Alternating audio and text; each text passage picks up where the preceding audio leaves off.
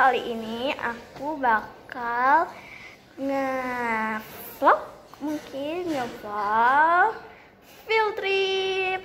Tapi aku hari ini field tripnya nggak jalan-jalan, nggak dari sekolah tuh nggak jalan-jalan, tapi aku field tripnya online, guys. Gimana sih rasanya field trip online? Jadi kalian harus nonton video ini sampai habis, oke? Dan yang paling penting jangan lupa untuk di like dan di subscribe ya guys. So, yep, ini belum mulai sih.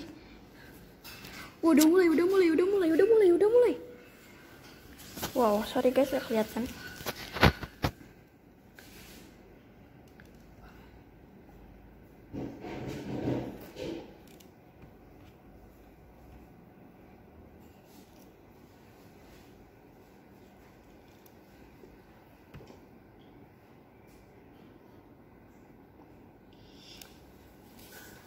Oke guys, ini udah mulai. So aku bakal terlihatin kalian apa aja sih yang ada di Zoom ini, oke?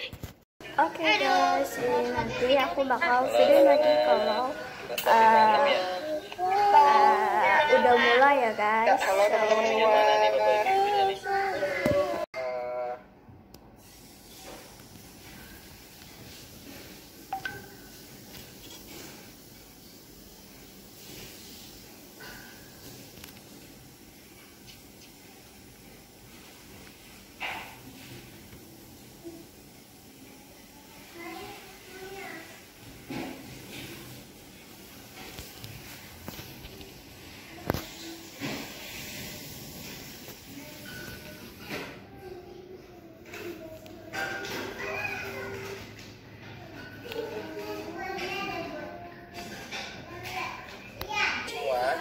Sebentar, saya sedang membuka YouTube, jadi nanti teman-teman bisa memberi informasi tentang kegiatan ini ke keluarganya, ke rekan-rekannya gitu ya.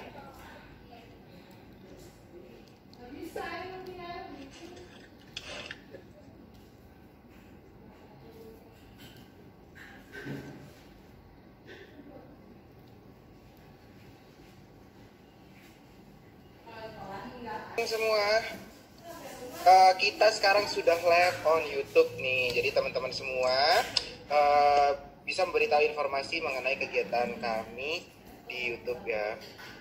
Boleh nanti kalau ada yang mau nonton di YouTube setelahnya, tapi kalau yang sudah masuk di ruang room sini gak apa-apa, kita di sini aja ya, karena nanti ada kakak pemandu kita yang akan menjelaskan sebelumnya.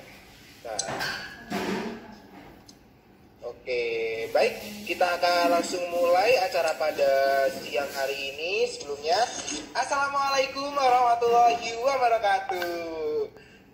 Ya, sebelumnya terima kasih kepada rekan-rekan semua dari SD Islam Al-Azhar 46 Depok yang sudah bergabung. Kali ini saya bertemu dengan kelas 4, 5, dan 6. Sebelumnya saya kemarin bertemu dengan kelas 1, 2, dan 3 ya. Ya, sebelumnya perkenalkan, pertama-tama marilah kita panjatkan puji syukur atas kehadiran Tuhan Yang Maha Esa yang telah melimpahkan segala taufik, rahmat serta hidayahnya kepada kita semua sehingga kita dapat berkumpul dalam kegiatan virtual exhibition Museum Penerangan. Nah, kami juga mengucapkan terima kasih kepada seluruh jajaran dari SD Islam Al-Azhar 46 yang sudah meluangkan waktunya. Kepada Bapak Ibu Guru, terima kasih atas waktunya. Kali ini saya sudah bergabung dengan perwakilan dari sekolah, Bapak Helmi. Coba kami undang Bapak Helmi. Halo Pak. Halo, ya. Kalian. Ya. Assalamualaikum Pak. Silakan untuk Bapak Helmi, kami persilakan untuk memberikan arahan dan sambutannya kepada anak-anak. Baik, terima kasih. Baik, bismillahirrahmanirrahim. Assalamualaikum warahmatullahi wabarakatuh. Waalaikumsalam warahmatullahi wabarakatuh. Alhamdulillahirrahmanirrahim. Wabihi nasta'in wa ala umuri wadid. Wassalatu wassalamu ala asrafil anbiya'i wa mursalin wa ala alihi wa ashabihi ajma'in. Amma ba'd. Yang terhormat Ibu Haja Enung Nuraini MPD. Oke guys, ini Penerangan masih pembukaan. Kalian, Jadi kalau udah mulai Kak touringnya, Lastri, nanti bakal aku Bapak Ibu kasih Guru tahu kelas ya. 456 Bye. serta anak-anak kelas. Hari ini kalian akan merasakan pertama di musim penerangan. Jadi kalian ini sedang berada di musim penerangan nih. Kalian akan menjalani tur secara virtual keliling museum penerangan. Jadi ambil tempat yang nyaman, boleh sambil nyemil, boleh sambil ambil minum, ya pokoknya nyaman dan santai aja. Tapi disimak ya karena akan ada 3 kuis untuk kalian. Jadi berhadiah souvenir dari museum penerangan yang limited edition. Jadi kalian hanya bisa dapat di museum penerangan gitu. Nah sebelum kita mulai jalan-jalan ya, saya mau jelasin dulu tentang museum penerangan nih. Jadi museum penerangan ini berada di dalam areanya Taman Mini Indonesia Indah ya, di Jakarta tepatnya. Nah museum penerangan ini yang mempunyai ide untuk membangunnya adalah Ibu Tien Soeharto, istrinya Bapak Presiden Soeharto, presiden yang kedua. Nah, Presiden Soeharto itu yang meresmikan museum ini pada tanggal 20 April 1993. Jadi museum penerangan ini sudah 27 tahun berdiri gitu ya. Jadi kenapa namanya museum penerangan? Padahal tadi kalian nyebutnya museum komunikasi ya, bukan ya. Jadi museum penerangan itu dulunya di bawah Departemen Penerangan dan dinama komunikasi dan informatika. Jadi ini penyebaran informasi pada dulu. Jadi kita ada radio zaman dulu, nanti proses komunikasi pada zaman dulu kayak gimana? Nah, nanti saya oke, sekarang kita mulai aja yuk.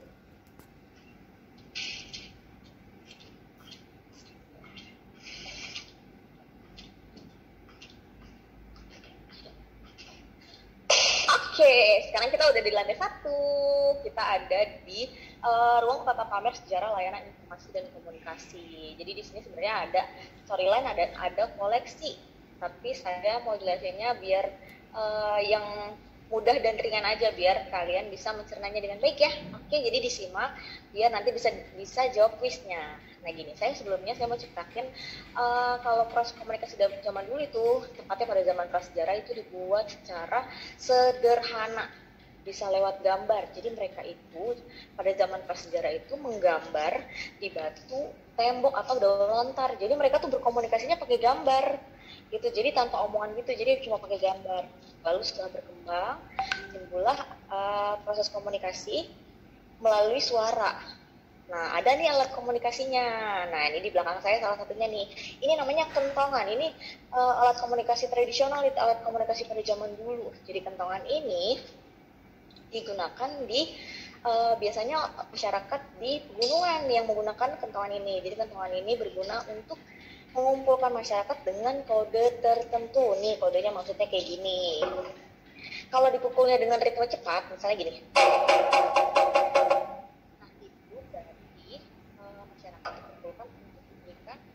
Berita atau informasi yang darurat, kayak misalnya bencana alam atau ada kemalingan atau apapun yang bersifat darurat. Tapi kalau misalnya dimulai dengan ritme yang lambat atau yang biasa aja, itu berarti hanya diberikan informasi gitu. Nah ini kentongan ini setelah kemerdekaan itu dimodifikasi kegunaannya. Kalau dulu kan sebagai pengumpul orang ya, kalau sekarang dijadikan alat sebagai simbol suatu acara itu telah dibuka atau dimulai. Ya, jadi misalnya nih ada namanya pensi di sekolah kalian gitu. Nah, dibukanya oleh kepala sekolah kan biasanya. Nah, itu pas dibuka, dibunyikan kentongan sebagai tanda kalau kegiatan pensi itu siap dimulai gitu. Contoh sederhananya kayak gitu. Nah, sekarang kita lanjut lagi nih ke koleksi yang kegunaannya sama kentongan.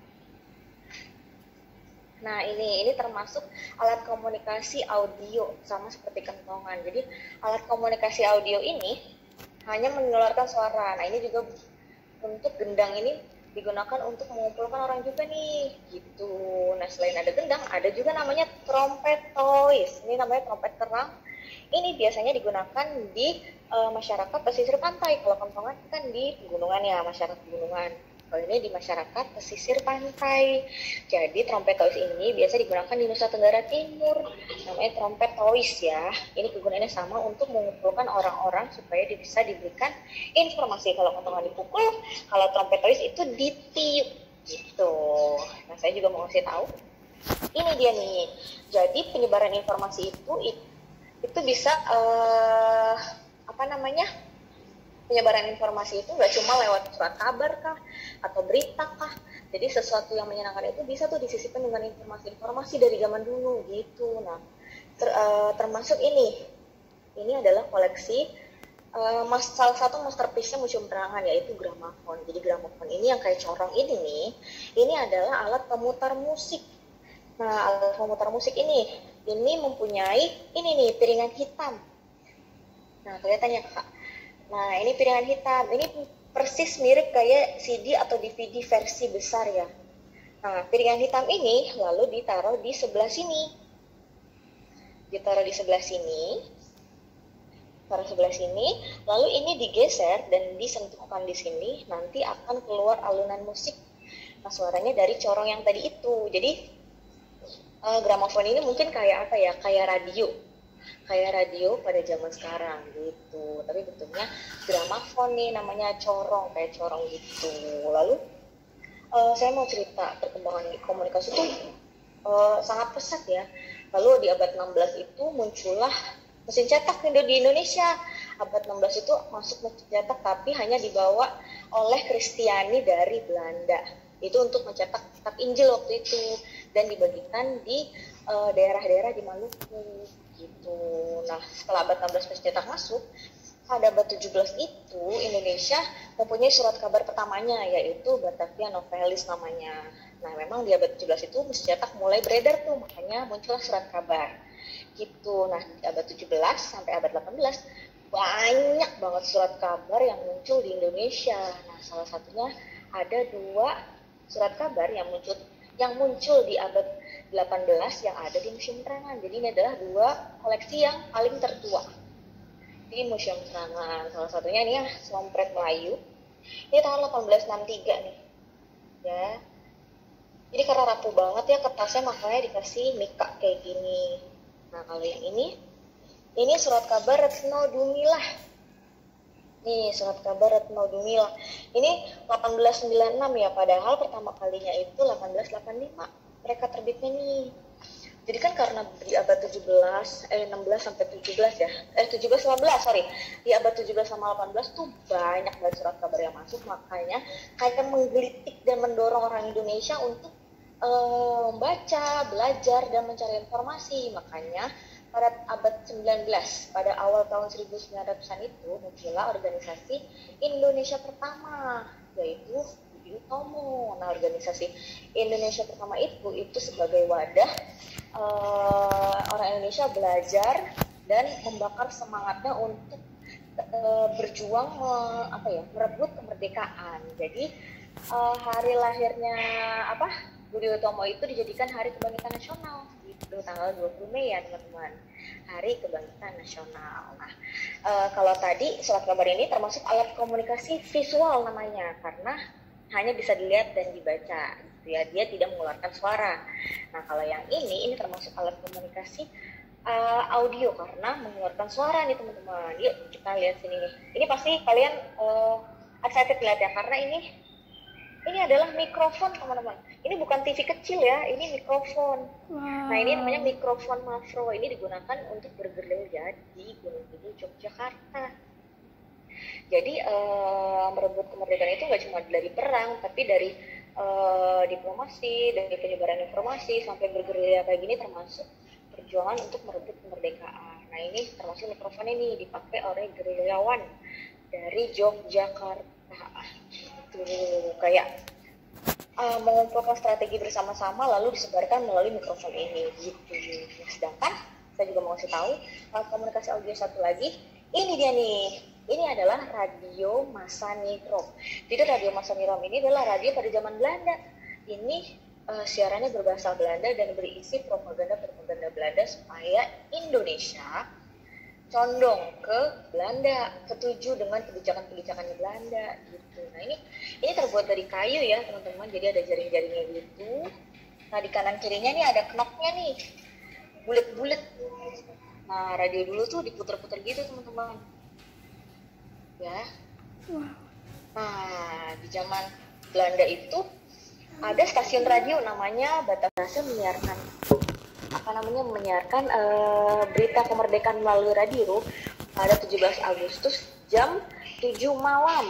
Bapak Yusuf Raditya pakai bahasa Indonesia, lalu Pak Sutopo pakai bahasa Inggris. Gitu. Memang perjuangan rakyat untuk menyebarkan informasi itu sampai menyusup gitu. Emang keren banget dulu perjuangannya ya. Nah, Radio Dome itu kan milik Jepang, lalu berganti menjadi Radio Republik Indonesia, stasiun radio pertama yang Indonesia yang lahir pada 11 September 1945. Jadi Indonesia itu punya stasiun radio sendiri itu sebulan setelah dia merdeka. Keren banget ya. Tentang perjalanan film. Nah ini adalah salah satu kamera film yang digunakan untuk syuting film Darah dan Doa, film pertama yang diproduksi oleh orang Indonesia. Lalu pada tahun 1950 kan film nih bangkit. Lalu pada tahun 1962 yang sebelah sana nih, itu muncullah stasiun televisi Indonesia. Stasiun televisi pertama di Indonesia yaitu stasiun televisi Republik Indonesia pada tanggal 24 Agustus 1962. Nah nanti di layar kaca nasional aku akan menceritakan sejarah-sejarahnya gitu. Nah sekarang kita mau lihat berbagai macam radio nih, koleksi radio yang ada di Museum Petangan. Nah, sekarang kita ke sana sebelum kita kuis, ya.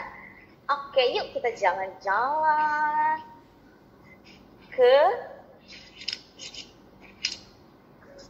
Kita sudah berada di sini kita sudah berada di Sekina Radio. Jadi semua koleksi radio ada di sini. Nah ini adalah radio pemantau. Jadi radio pemantau ini digunakan untuk memantau siaran dalam negeri dan luar negeri. Dimulai pada tahun 1952 nih radionya. Radio emang ciri khas radio zaman dulu tuh ada puteran ya, bulat-bulat gitu. Memang hampir semuanya ada. Karena kalau radio sekarang yang canggih kan cuma tinggal dekat-dekat ya. Di touchscreen. Ya itu digital bentuknya. Nah kalau yang sebelah sini ini kakak nih. Ini namanya Radio Transistor Cawang. Nih, ini adalah radio transistor ini merupakan reproduksi dari radio yang telah beredar sebelumnya. Masih menggunakan tabung hampa. Radio transistor yang dioperasikan menggunakan baterai ini membawa perubahan gaya hidup masyarakat Indonesia. Dan kenapa namanya Radio Transistor Cawang? Karena perusahaan yang membangun radio ini itu adanya di Cawang. Makanya namanya Radio Cawang. Gitu. Nah, kalau yang ini namanya Radio Pedesaan Purwantoro. Jadi ini adalah radio yang digunakan oleh masyarakat di Kecamatan Purwantoro, Wonogiri.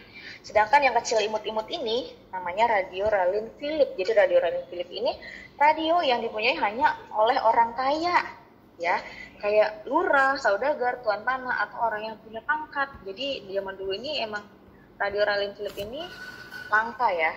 Jadi hanya dipunyai oleh orang kaya. Nah, kalau ini adalah radio pedesaan. Ini radio yang dipakai di Solo. Sedangkan radio Telefunken yang gede ini dipakai di Jogja. Gitu. Jadi memang radio di sini kebanyakan dari tanah Jawa, teman-teman. Gitu. Jadi radio itu sebenarnya nggak semua orang punya ya. Jadi memang pemerintah biasanya membagikan radio itu satu desa, satu kecamatan atau satu desa itu satu, dan mereka dengerinnya bareng-bareng di kantor kecamatan atau di balai desa. Biasanya gitu ya. Oke, sekarang kita kuis. Ding ding ding ding ding. Halo kakak. Halo Kak Laras, ini ganti host nih, soalnya Kak Dian harus jadi tim teknis di bawah sama Kak Laras ya, jadi saya ganti. Iya, oke. Saya bingung ini manggilnya siapa. Halo, assalamualaikum. Kak Laras tadi luar biasa sekali penjelasannya.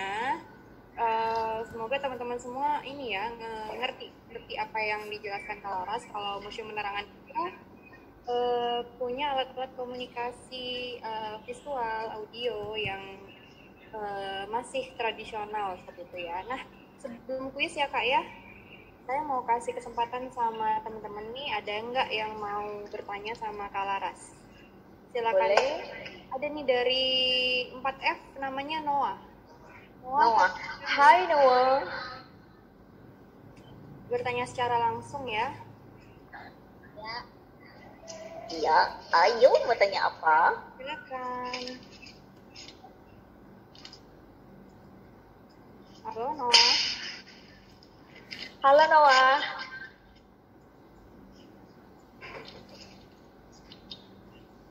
Noah. Noahnya malu-malu. Ayo Noah tanya. Aku punya tim ahli yang keren banget nih. Iya. Iya mau nanya apa?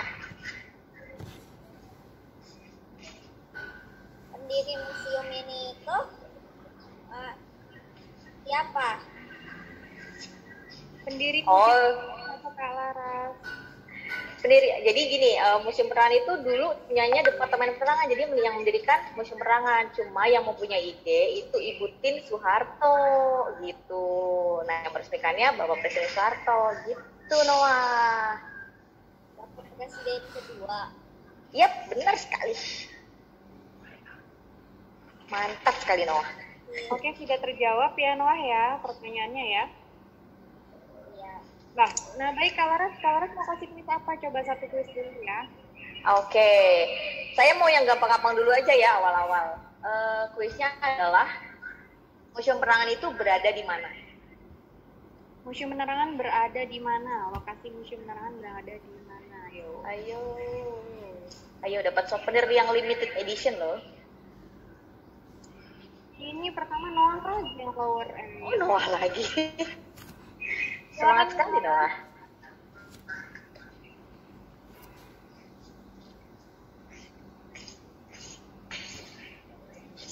Halo Noah. Ya. Ya. Jawabannya apa? TMII. TMII. TMII itu apa sih Noah? Panjangannya apa? Indah. Apa?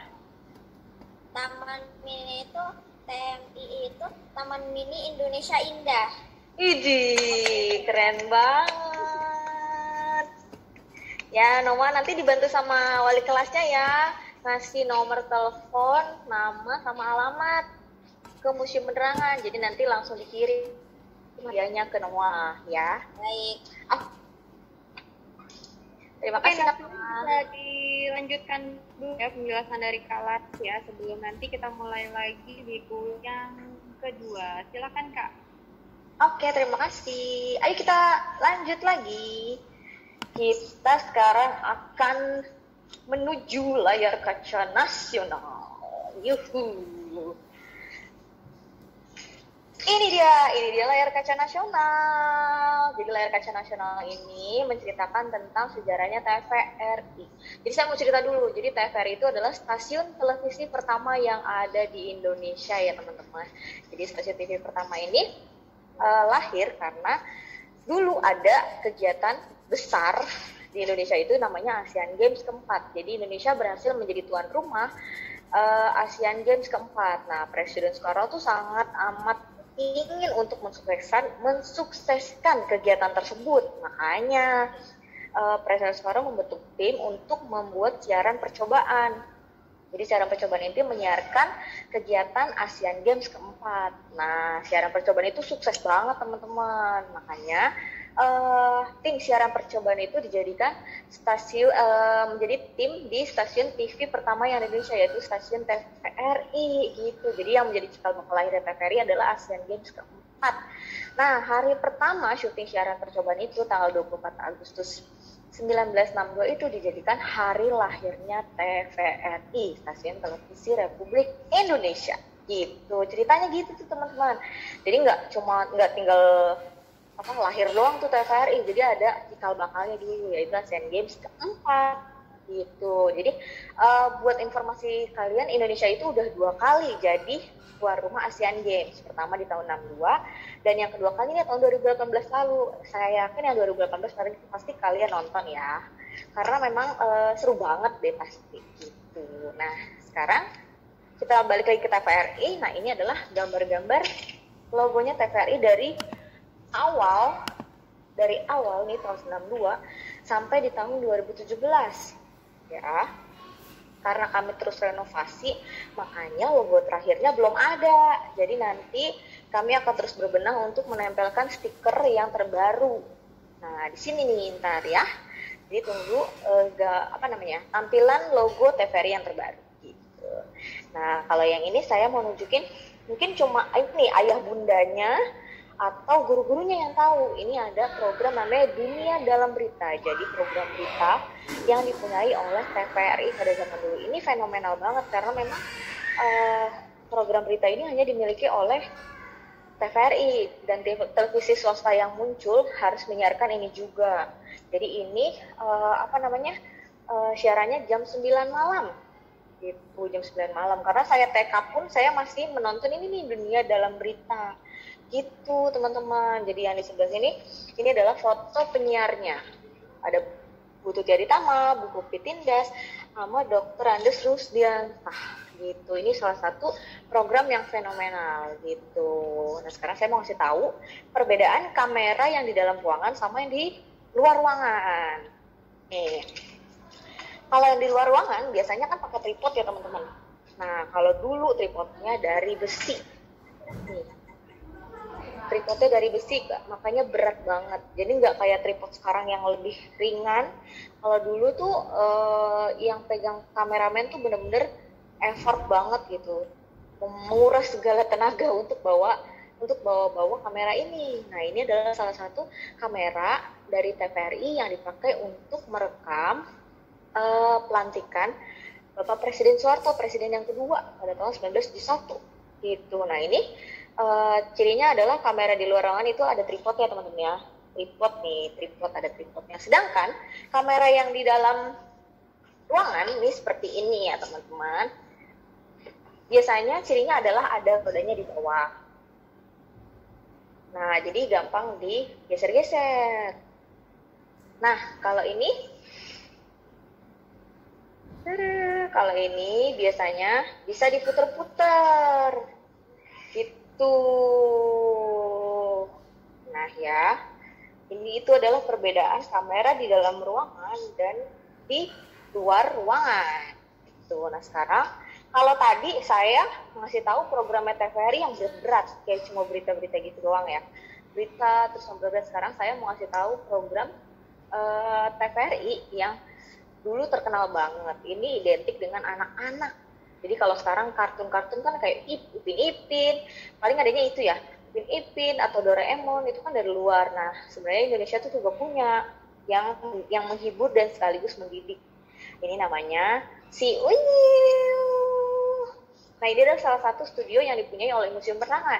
Jadi Museum Penerangan itu punya 3 studio Unyil, studio TVRI, dan studio RRI. Jadi di sini memang disetting supaya kita bisa membayangkan bagaimana itu panggungnya Si Unyil waktu syuting. Jadi nanti boleh ya searching di YouTube keywordnya Si Unyil. Nanti boleh DM Instagramnya Museum Penerangan gimana kesan-kesan kalian setelah menonton film Si Unyil ya. Si Unyil ya, bukan laptop Si Unyil. Beda, kalau laptop Si Unyil tuh lebih modern. Kalau ini tuh yang zaman dulu. Nah ini Si Unyil ini cerita tentang anak-anak. Jadi pemerintah itu menyisipkan informasi-informasi yang mendidik untuk anak-anak kayak seperti rajin menabung, terus rajin belajar, terus cinta lingkungan dan lain sebagainya gitu. Nah ini namanya Si Unyil nih yang pakai baju oranye. Si Unyil ini memang digambarkan anak-anak Indonesia banget, pakai sarung, pakai peci dan pakai koko gitu. Nah ini panggungnya Si Unyil ini dan ceritanya Si Unyil ini memang menggambarkan Bhinneka Tunggal Ika. Jadi banyak suku bangsa, banyak ras, banyak agama, tapi kita tetap bersatu. Nah contohnya nih, ini ada si Melanie temannya Unyil yang dari Cina. Dia orang Tionghoa gitu, makanya Sipit.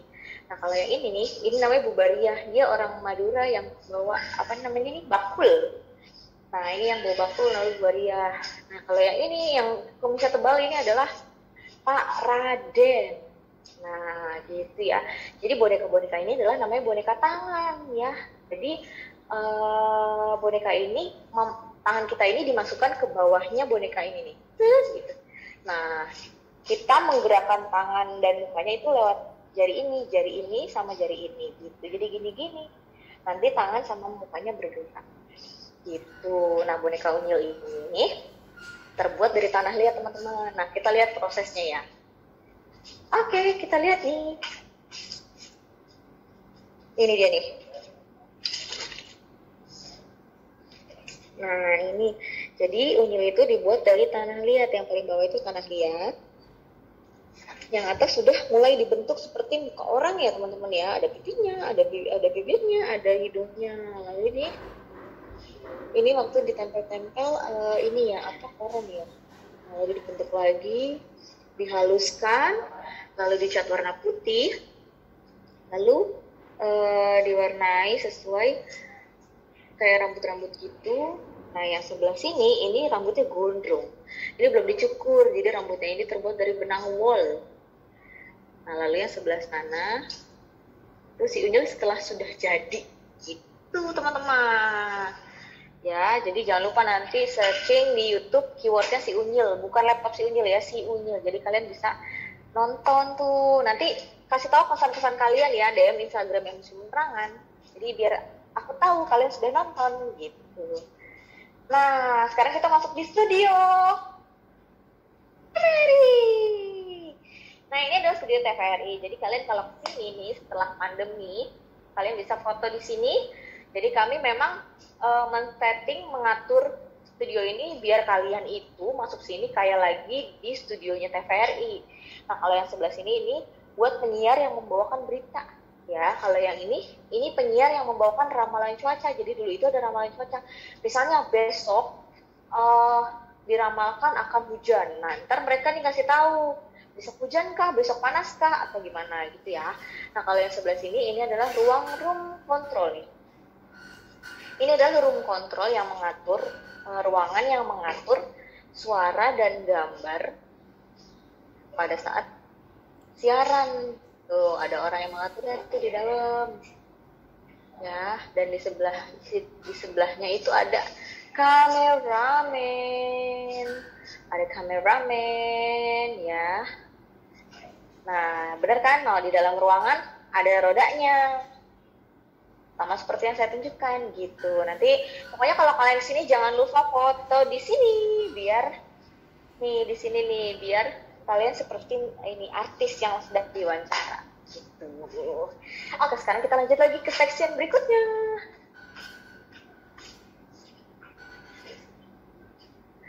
Oke, sekarang kita sudah ada di zonanya Departemen Penerangan. Jadi saya tadi sudah menyinggung-nyinggung tentang nama Museum Penerangan. Jadi Museum Penerangan itu di bawah Departemen Penerangan. Ya, jadi Departemen Penerangan itu adalah departemen yang bertugas untuk menyampaikan informasi dari pemerintah ke masyarakat.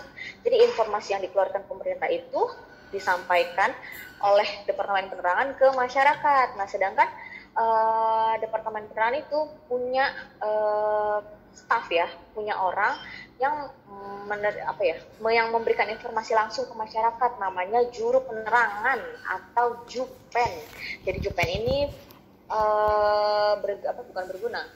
mempunyai tugas untuk menyampaikan informasi secara langsung, mau itu di Papua, mau itu di Sumatera, mereka langsung nyamperin untuk diberikan informasi gitu. Nah kalian bisa lihat nih foto-fotonya nih, karena kan penyebaran informasi itu nggak cuma hal-hal yang berat-berat aja, tapi hal-hal yang menghibur pun bisa. Nah ini kayak Jupen naik ke kerbau terus keliling kecamatan untuk memberikan informasi.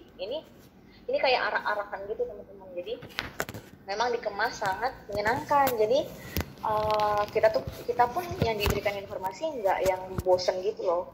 Nah yang di sebelah sini, kalau dulu kan kalau sekarang bioskop itu di dalam ruangan ya. Kalau dulu itu di lapangan. Jadi ada layar putih yang ditancap ke tanah, ke lapangan itu. Lalu ada proyektor nih namanya nih. Ini proyektor yang menampilkan film tersebut. Gitu nih, ini namanya proyektor Koper. Nah ini Museum Penerangan punya koleksinya. Ya. Nah sekarang kita lanjut lagi. Jadi dulu kan waktu Asian Games keempat itu Presiden Soekarno juga ini memberikan tugas kepada Departemen Penerangan untuk membagikan TV ini nih. TV ini ke masyarakat di setiap kecamatan. Jadi diberikannya hanya satu TV di setiap kecamatan. Jadi mereka menonton Asian Games keempat itu bareng-bareng di kecamatan. Nah ini adalah salah satu pesawat penerima televisi pertama. Jadi yang menerima siaran percobaan Asian Games itu. Nah ini adalah TV-nya nih teman-teman. Jadi TV-nya masih jadul banget ya. Bentuknya kubus. Terus yang ininya memang cirinya kalau yang lama tuh kayaknya diputer deh. Nih diputer-puter gitu untuk mencari siarannya atau untuk membesarkan volumenya gitu. Nah ini TV jadulnya nih ya.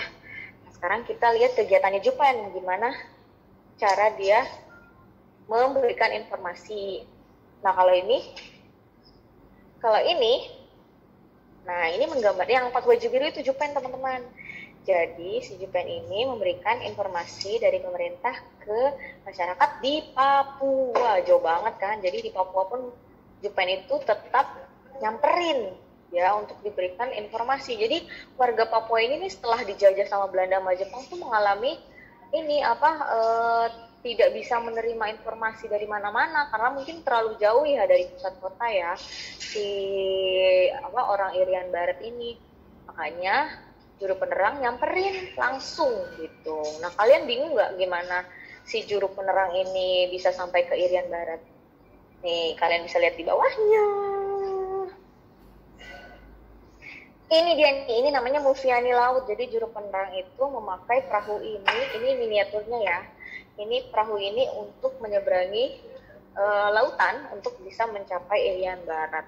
Jadi di Departemen Penerangan itu alat transportasi itu namanya Mufiani. Nah ini namanya Mufiani Laut.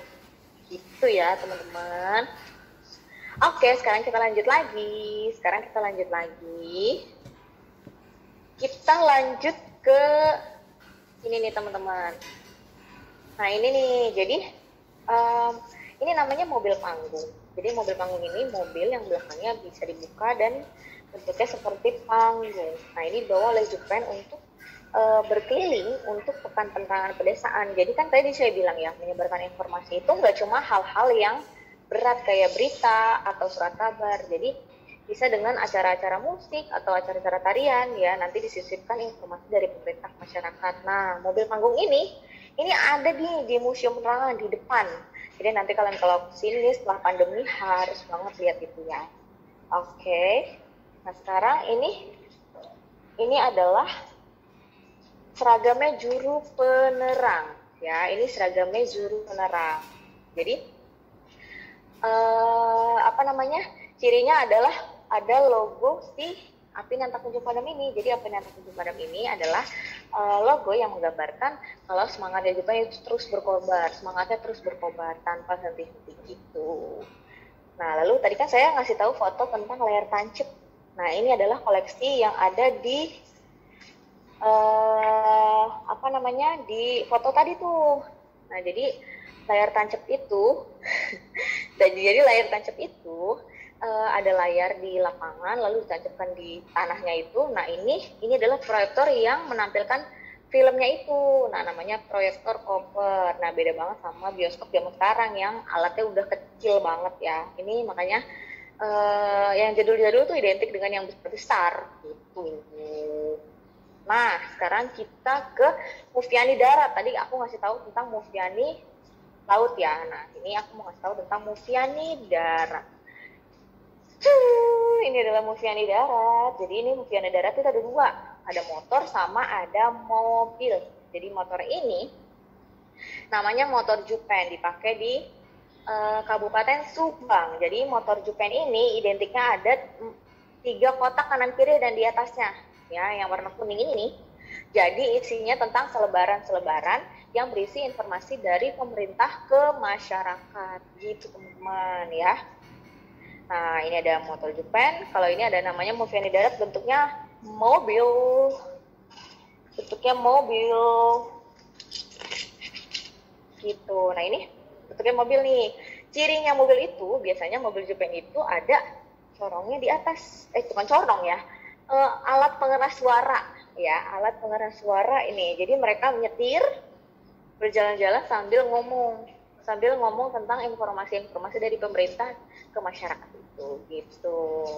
Nah, yuk kita sekarang beralih ke studio terakhir di Museum Penerangan, namanya Studio RRI. Cuma hanya bisa ngintip ya, karena kalau masuk akan hilang sinyalnya. Jadi nanti kalau setelah pandemi kalian wajib banget untuk masuk ke sini nih. Silakan kakak kameramen. Jadi ini adalah suasana Studio RRI. Ya, kami hanya bisa mengintip-ngintip saja. Gitu. Oke, sekarang. Nah, kalian bisa lihat nih, di sini banyak banget orang-orang yang lagi ini ya, ngeliatin koleksi. Nah, itu lagi tim konservasi, lagi mendata koleksi supaya dimasukin ke dalam database. Jadi kami memang lagi terus berenovasi. Sistemnya pun kami renovasi juga biar lebih digital gitu. Nah, sekarang kita ke section film ya, ke area film. Sebelum kita ke area film dan saya jelasin tentang film, saya mau kuis dulu. Kuis. Waktunya kuis kedua. Siap-siap ya teman-teman ya. Jangan jangan resen dulu sebelum Kak Laras membacakan pertanyaannya. Nah, saya review tentang juru penerang itu ya Kak Laras ya. Jadi juru penerang itu tugasnya keren banget ya. Jadi dia penyampai informasi dari masyarakat sampai ke pelosok-pelosok desa itu terkena bencana ya Kak Laras ya. Iya betul.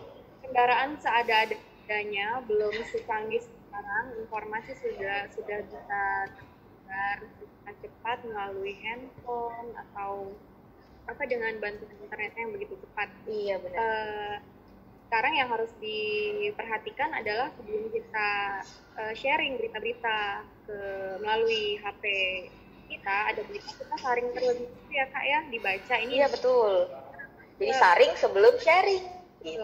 Saring sebelum sharing, sebelum di share ke teman-teman, bisa dibaca dulu, bisa dicek. Ini benar apa enggak? Nah, tadi yang teman-teman Museum Penerangan yang lain itu lagi melakukan katalogisasi, jadi mencatat koleksi yang ada di Museum Penerangan, mulai mau fotonya, bentuknya seperti apa, mengukur detail-detailnya seperti itu ada. Ya benar. Lanjut ke kuis kedua. Udah lower hand ya? Lower hand dulu ya semuanya ya. Ayo di lower hand dulu. Waduh, udah semangat. Biar nanti adil. Nah, paling banyak yang ayo di lower hand.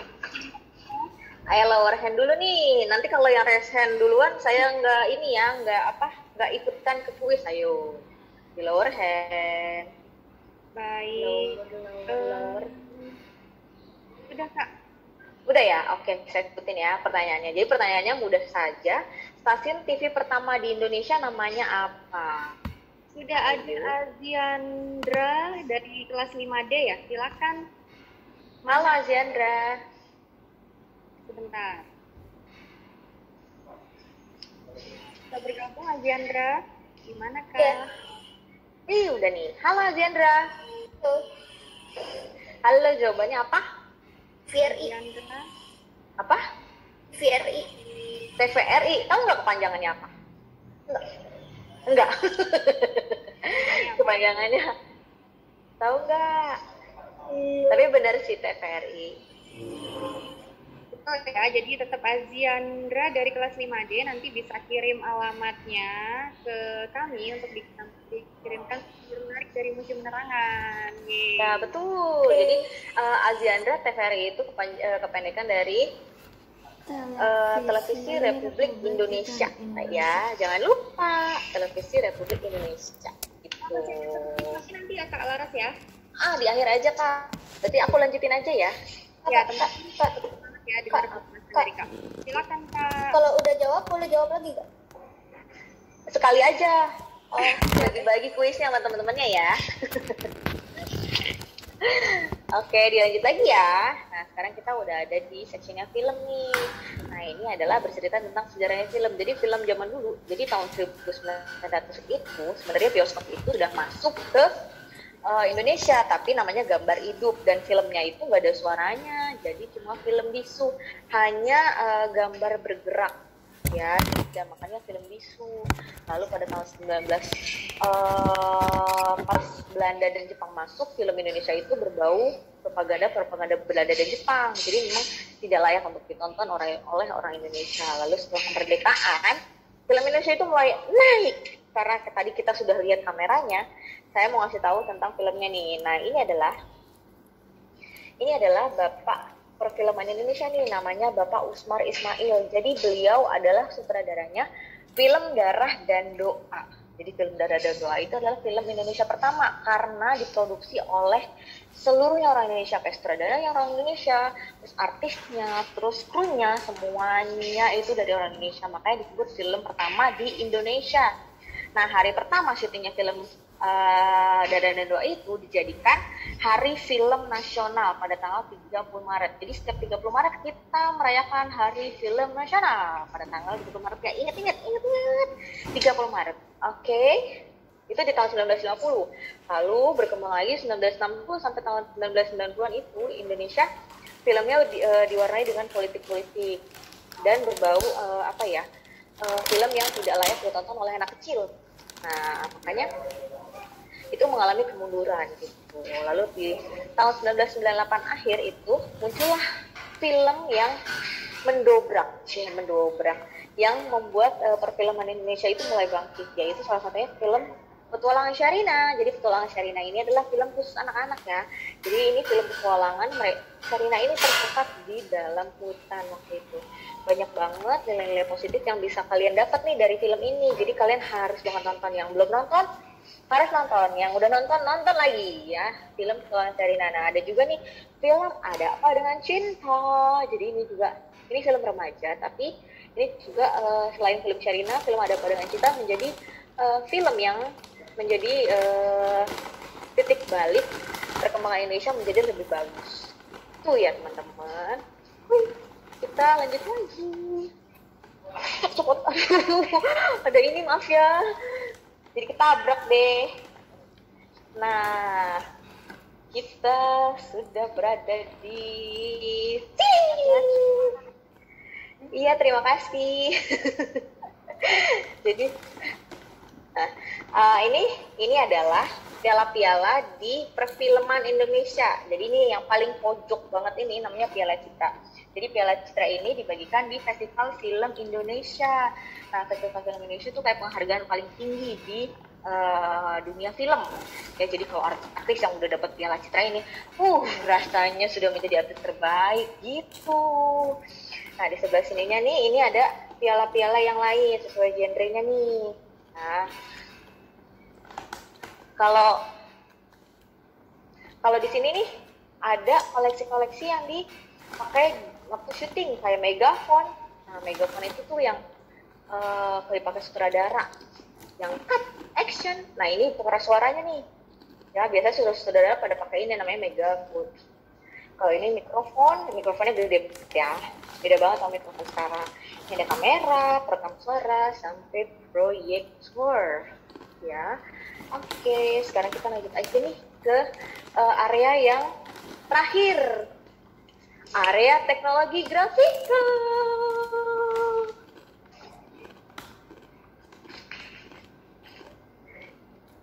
Kita sudah berada di teknologi grafika. Jadi teknologi grafika ini isinya tentang mesin ketik dan mesin cetak. Jadi kalau kalian sini harus nyobain mesin ketik nih.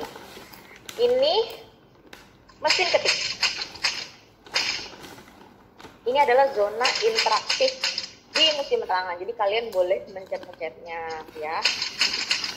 Nah, karena pengunjung memang tidak boleh menyentuh koleksi. Jadi hanya benda-benda yang interaktif yang bisa digunakan. Ini yang bisa jadi zona interaktif yang bisa kalian pakai gitu maksudnya. Nah ini adalah mesin ketik huruf Jawa nih, ini unik nih. Nah mesin ketik huruf Jawa ini yang bulat-bulatnya itu tuh tutsnya itu tuts bahasa Jawa ya, kono coroko. Ini termasuk yang paling unik nih di Museum Penerangan. Selain ada bahasa Jawa, ada juga bahasa Arab. Jadi tutsnya itu yang bulat-bulatnya itu huruf hijaiyah. Huruf hijaiyah bisa kelihatan ya huruf hijaiyahnya. Nah, sekarang saya mau jelasin ini bapak-bapak jenggot ini.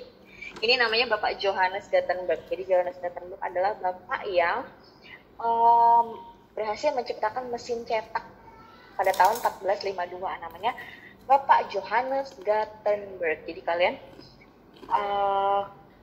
setelah jalan-jalan ke Museum Penerangan harus banget inget tuh ilmu-ilmu yang udah dapat ya, jangan dilupain. Nah, nanti bisa refresh datang lagi ke Museum Penerangan gitu. Nah, di belakang kakak kameramen itu ada mesin cetak terbesar yang ada di Museum Penerangan. Nah, ini namanya mesin cetak tinggi nih teman-teman. Nah, ini saya puterin ya biar kelihatan gedenya kayak gimana. Saya pun tenggelam kalau di belakang ini. Nah, ini namanya mesin cetak tinggi. Jadi mesin cetak tinggi ini adalah mesin cetak yang digunakan untuk mencetak yang besar-besar. Misalnya billboard, terus poster, terus spanduk, reklame, dan yang lain sebagainya. Ini cepat banget cetaknya. 1.500 eksemplar per jam. Jadi keren banget kan? Nah, ini udah ada di zaman dulu ini. Ya, ini gede banget. Lalu di sebelah sini ada namanya meja omak. Jadi ini contohnya. Kalau misalnya majalah itu walaupun selembar itu dulu udah bisa disebut majalah karena memang prosesnya yang sangat panjang untuk pembuatannya. Nah, huruf-huruf ini nih, kotak-kotak ini dibuat melalui plat besi ini nih. Nih, plat besi ini. Jadi lempengan-lempengan ini disusun sampai atas, lalu ada nanti lempengan yang besar kayak gini. Ini untuk judulnya. Nah, lempengan yang kecil ini ada hurufnya. Kelihatan kan ya? Ada hurufnya tuh. Nah, ini digunakan untuk buat majalah. Makanya effortnya gede banget. Usaha untuk membuat majalah tuh gede banget. Makanya cuma selembar pun bisa disebut majalah. Gitu. Kita lanjut lagi ke diorama. Yang terakhir, nih 2 diorama terakhir nih yang saya ceritain. Ini namanya diorama sambung rasa. Jadi ini namanya peningkatan kemantapan komunikasi sambung rasa. Jadi dulu ada komunikasi sambung rasa teman-teman. Jadi setiap sebulan sekali atau di bulan Ramadan masyarakat tuh ngumpul. Terus di sini nih yang depan-depan ini namanya kepala desa, pemuka agama atau kepala camat atau kepala lurahnya lah pokoknya gitu ya. Nah, ini masyarakat ini sharing. Jadi mereka menceritakan tentang masalah-masalahnya. Nah, nanti akan dipecahkan bareng-bareng. Nah, yang jadi pemimpinnya adalah mereka nih yang memimpin acara tersebut gitu. Jadi dulu namanya komunikasi sambung rasa, kayak sharing session gitu ya. Nah, kalau ini adalah diorama di lapangan Ikada. Jadi lapangan Ikada itu sekarang namanya Monas ya. Jadi ini dilakukannya sebulan setelah kemerdekaan. Bapak Presiden Soekarno yang pakai baju putih itu meyakinkan rakyatnya lagi kalau Indonesia tuh memang sudah benar-benar merdeka. Makanya rakyatnya berkumpul di sini untuk diberikan semangat-semangat lagi. Nah, kenapa sih? Padahal tuh Bapak Presiden Soekarno sebenarnya nggak pengen kalau rakyat Indonesia tuh ngumpul-ngumpul kayak gini bukan karena COVID ya, karena dulu nggak ada COVID. Jadi karena ada ini dia nih tentara Jepang. Jadi Presiden Soekarno itu takut ada bentrokan antara rakyat Indonesia dengan tentara Jepang. Jadi Presiden Soekarno benar-benar memikirkan banget rakyatnya biar tetap aman gitu, selamat gitu. Nah, ini juga ada nih yang pegang kamera. Ini si Jupen ini nih teman-teman, juru penerang yang mendokumentasikan kegiatan ini, dapat raksasa di lapangan Ikada. Nah, ini sebenarnya udahan. Cuma aku mau mau ngasih tahu wajahnya Bapak Presiden Soekarno dan Ibu Tien Soeharto. Kita sini. Jadi kalian bisa membayangkan mukanya Ibu Tin. Takutnya nanti kalian nggak tahu ya Ibu Tin itu siapa gitu mukanya. Nih, ini nih yang pakai baju coklat ini Ibu Tin Soeharto. Ibu Tin ini yang mempunyai ide untuk membangun si Museum Penerangan ini. Nah, sebelahnya itu Bapak Presiden Soeharto, presiden kedua di Indonesia. Ya, ini nih. Jadi kalian bisa membayangkan mukanya Presiden Soeharto dan istrinya. Gitu. Yuk kita lanjut lagi yuk. Kita lanjut ke apa nih namanya? Sarana-sarananya Muspen ya. Fasilitasnya Muspen. Nah, cuma mini teaternya lagi gelap. Bisa dinyalakan kan ya? Bisa dinyalakan kan, Kak? Bisa, oke. Jadi ini namanya mini teater Museum Penerangan. Ini bioskop mininya Museum Penerangan. Jadi nanti setelah pandemi kalian bisa nih nonton bareng di sini. Jadi film-filmnya tuh tentang film-film perjuangan. Jadi akan nyaman sekali untuk nonton di sini. Gitu. Lalu di sini ini adalah foto-foto tentang kerjanya Departemen Penerangan, kiprahnya Departemen Penerangan dari zaman Pak Soekarno sampai Pak Soeharto. Jadi kami memang mengemas mengemas foto-foto di sini menjadi spot yang apik, yang ciamik. Bisa dijadikan konten buat kalian loh, foto buat Instagram kalian. Jadi fotonya akan bagus banget nih kalau foto depan sini. Nih ya, saya kasih tahu. Nih, kalau kalian di sini kalian akan bagus banget atau foto gitu. Nah, ada fasilitas Muspen yang lain yaitu Kids Corner. Jadi kalian kalau bawa adiknya bisa main di sini ya. Nah, di ujung sana di sebelahnya toilet itu ada nursery room. Jadi ibu kalian kalau masih menyusui bisa menyusui di ruang situ. Lalu ada tempat ibadah nih, musola ya. Musola ini juga untuk umum juga. Kami juga punya parkiran yang sangat luas.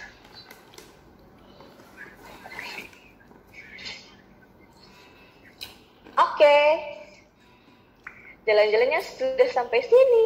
Sekarang kita kuis terakhir ya.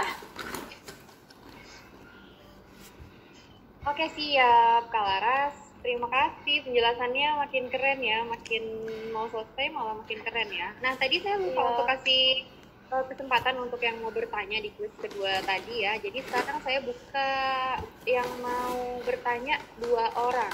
Silakan yang sudah pertama raise hand. Raka dari kelas 6C, silakan mau bertanya apa? Saya unmute dulu ya. Halo. Halo Raka. Sudah bisa bergabung? Waalaikumsalam. Halo.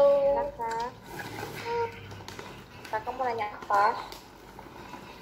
Dari kelas 6C. 6C. Mana nih? Oh, pakai background ya, lucu banget backgroundnya. Halo. Silakan. Raka. Halo, Raka mau nanya apa? Halo. Perfilman itu namanya Usman Ismail itu ya? Gimana? Oh, perfilman. Bapak perfilman Indonesia itu namanya Bapak Usmar Ismail karena beliau berhasil membuat film Darah dan Doa, film Indonesia pertama punya Indonesia yang krunya itu orang Indonesia semua gitu. Gitu Raka. Ya, jadi diperingati sebagai Hari Perfilman Indonesia ya, Kak ya? Iya, saat syuting hari pertamanya tanggal 30 Maret hari film. Dan semua Gitu. krunya terdiri dari orang-orang Orang Indonesia. ya, Kak ya? Iya benar, dari artisnya, sutradaranya, produsernya, sampai kru-krunya itu adalah orang Indonesia. Gitu. Nah, saya berikan satu kesempatan lagi untuk yang mau bertanya. Siapa yang mau bertanya? Saya undang ya, ada dari kelas 4C, Reynisa Marsiana. Silakan. Ya, Bu. Renisa. Kenapa? Mau tanya nggak? Kamu mau nanya nggak? Ya. Renisa? Oh, kenapa? Oh. Soalnya resen dikirain mau bertanya ya. Mau jawab kuis ya pasti ya? Enggak. Tanya. Enggak. Mau bertanya ada kelas 4F Aldi mungkin? Halo Aldi. Banyak sekali yang mau bertanya resen. Coba kita undang Aldi. Halo. Halo.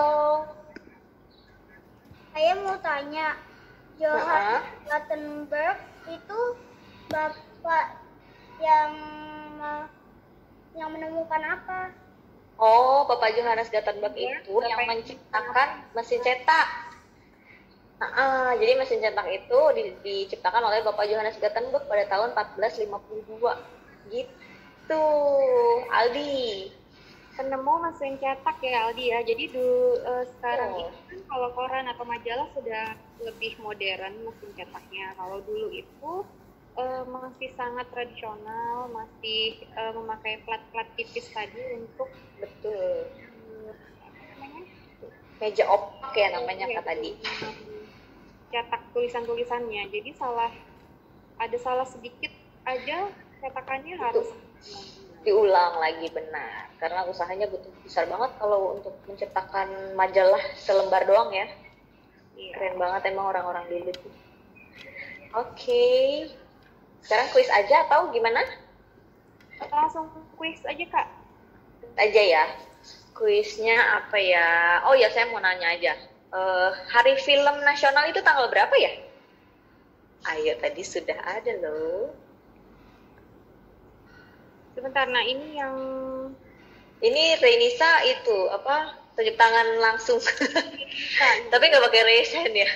dia pertama juga Kak, ini Reynisa ini pertama juga nih resennya nih. Silakan deh. Oh, keren. Halo Renisa.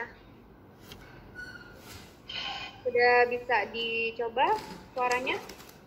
Oh iya, sudah tidak di-mute tuh. Ah. Hari Film Nasional tanggal berapa, Renisa?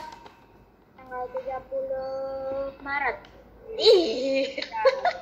Keren. Bener ya, Renisa. Bapak Ibunya atau bisa lewat pesan pribadi ke Museum Penerangan ya. Melalui DM Instagram ya. Oke, terima kasih Renisa. Saya punya itu dong. Apa? Apa Renisa? Oh, udah mute ya. Oke, sekarang gimana Kak? Ya Kak, kan udah selesai kita ya jalan-jalannya. Silakan kalau ini kenapa nih buat adik-adik sih? Oke, saya closing statement ya.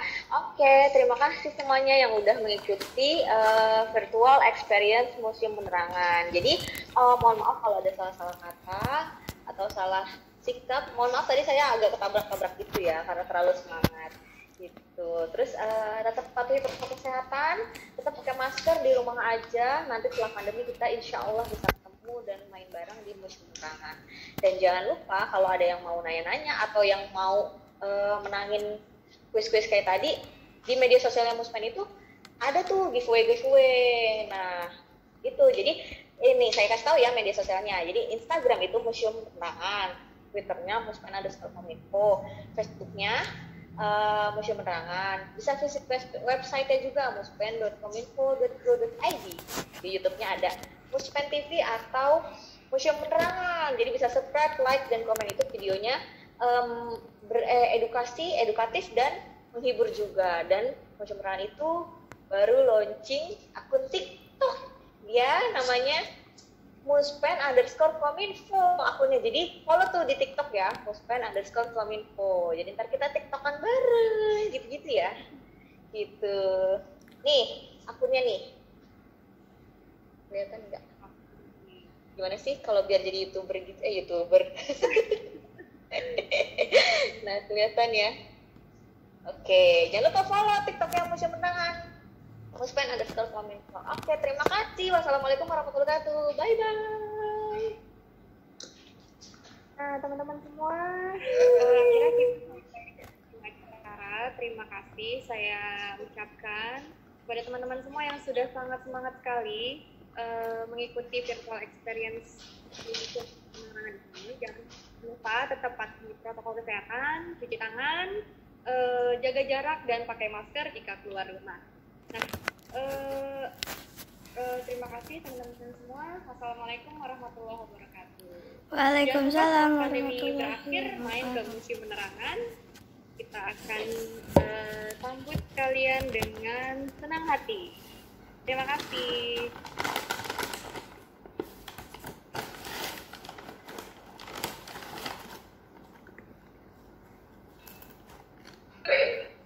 Terima kasih yang udah follow akun TikTok Kamus Pen, langsung banyak nih. Keren banget. Wah, terima kasih, terima kasih.